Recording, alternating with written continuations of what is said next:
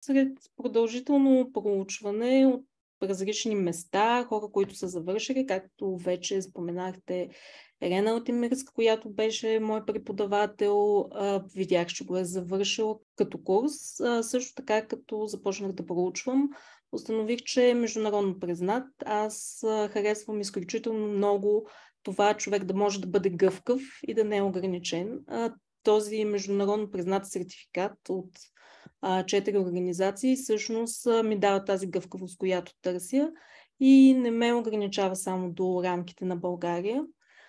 Така че акредитацията и широчината и всъщност бяха нещата, които още от първия момент ме грабнаха. Естествено, това, което предлага след това като подкрепа, общност, варианти за взаимодействие, както в случая работим отново заедно под формата на София Coaching Support Group и още много други активности. Това, че можеш да продължаваш да се явяваш на тези резиденшали, който аз очаквам с нетърпение, този, който е Юри, защото аз присъединих пандемията и беше онлайн и нямам търпение да идем физически.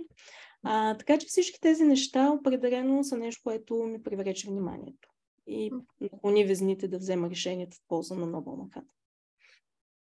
Малко повече за мен. Катерин вече каза, че съм завършила Нобъл Манхатън, Life Executive Coach, президент съм на София Coaching Support Group към Нобъл Манхатън, магистър по трудова и организационна психология, с автор на приложение за изграждане на цели, за поставяне на цели и изграждане на навици Go Tribe Guru. И нещо, което смятам, че казвам много за човека, съм си написала девиз. Човекът е човек, когато развива себе си, сбъдва мечтите си.